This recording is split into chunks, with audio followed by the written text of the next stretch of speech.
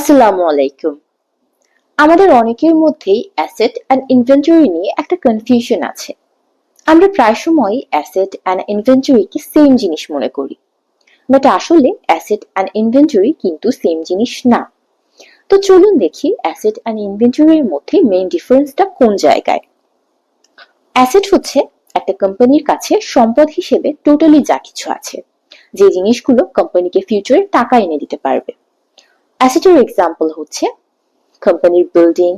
কোম্পানির বিল্ডিংটা যে ল্যান্ডের উপর দাঁড়িয়ে আছে, কোম্পানির র মেটেরিয়ালস, কোম্পানির কাছে বিক্রির জন্য যে মালামালগুলো মজুদ আছে, কোম্পানি যদি বাকিতে কোনো প্রোডাক্ট সেল করে থাকে যার টাকাটা কোম্পানি এখনো পায়নি, অর্থাৎ অ্যাকাউন্টস রিসিভেবল, এই জিনিসগুলো হচ্ছে কোম্পানির অ্যাসেট। এই জিনিসগুলো কোম্পানিকে ফিউচারে টাকা এনে দিতে পারবে। এখন আসি ইনভেন্টরিতে। ইনভেন্টরি হচ্ছে কোম্পানির কাছে বিক্রির জন্য যে মালামালগুলো মজুদ আছে। ইনভেন্টরি কিন্তু অ্যাসেটেরই একটা অংশ।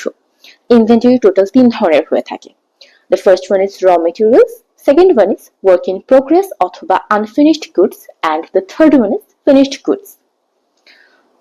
র মেটেরিয়ালস হচ্ছে কোম্পানির প্রোডাক্টটা প্রডিউস করার জন্য যে র মেটেরিয়ালস গুলা বা যে জিনিসগুলো প্রয়োজন হয়। একটা গার্মেন্টস কোম্পানির ক্ষেত্রে র মেটেরিয়ালস হচ্ছে সুতা। সেকেন্ডে আসে ওয়ার্ক ইন প্রোগ্রেস অথবা আনফিনিশড গুডস।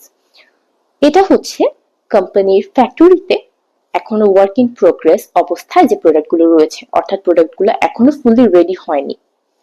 গার্মেন্টস কোম্পানির ক্ষেত্রে ওয়ার্ক ইন প্রোগ্রেস হচ্ছে সেলাইবিহীন dress. And the third one, finished goods, সেটা হচ্ছে কোম্পানির কাছে সেল করার জন্য ফুললি রেডি যে মালামালগুলো স্টকে মজুদ আছে। গার্মেন্টস কোম্পানির ক্ষেত্রে ফিনিশড গুডস এর এক্সাম্পল হচ্ছে একটা রেডি ড্রেস।